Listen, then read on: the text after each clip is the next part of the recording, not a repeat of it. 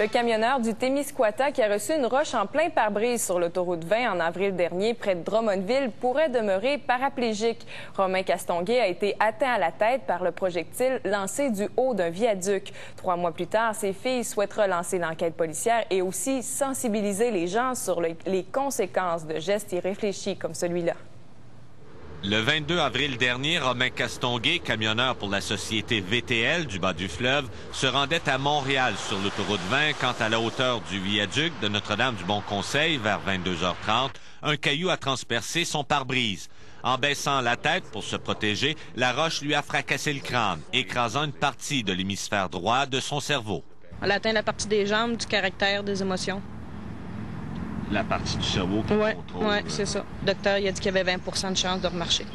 Confiné à un fauteuil roulant, le camionneur de 51 ans refuse pour l'instant d'être filmé. La peine aussi, là, pour lui d'être dans cet état-là. Il y a un monsieur qui nous a écrit un message sur Google, puis il disait que sa femme était décédée de ça, il y a une couple d'années. C'était il y a 11 ans. Une jeune femme de 24 ans a perdu la vie dans des circonstances semblables alors qu'elle roulait sur l'autoroute Ville-Marie à Montréal. 3 semaines après l'accident de leur père, un camionneur américain a reçu des comptes de signalisation routière dans son pare-brise alors qu'il circulait sur l'autoroute 10. Les filles de Romain Castonguay tiennent à dénoncer des gestes semblables. 2 camionneurs qui ont passé juste avant.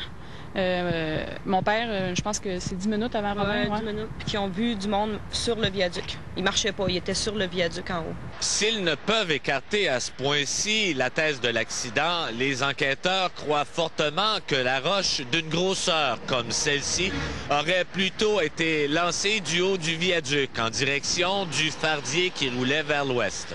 Dans l'esprit des filles de Romain Castonguay, il ne fait aucun doute. Leur père a été victime d'un acte criminel. Des fois, il y a des gens qui ont passé juste avant puis qui savent c'est qui qui ont vu, qui les connaissent ou je sais pas. Juste, ils s'en ont vanté un peu à leurs amis, là, que si eux autres au moins peuvent parler. Là. Jean-François Desbiens, TVA, à Québec. Les discussions vont bon train à l'hôtel Delta de Sherbrooke. Cette semaine, 2 rencontres de négociation ont eu lieu et une nouvelle est prévue mercredi prochain. Les syndiqués de l'hôtel espèrent un nouveau contrat de travail, tout comme la quarantaine d'établissements hôteliers syndiqués CSN au Québec. Au cours des 2 dernières semaines, les employés du Delta ainsi que ceux des Jardins de Ville et du Quality Inn de Sherbrooke se sont munis d'une banque de 3 jours de grève. Ils menaçaient de les utiliser si jamais le syndicat n'arrivait pas à s'entendre avec l'employeur.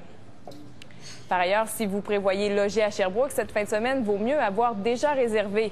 Les hôtels de la ville affichent complet. Le début des vacances est une des raisons qui explique ce fort achalandage, en plus des festivités entourant la fête du Lac des Nations.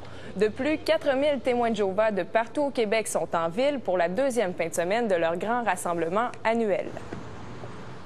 Après 44 jours à pédaler à travers le Canada, Alain Mercier, un col bleu de Sherbrooke, a terminé son périple cet après-midi.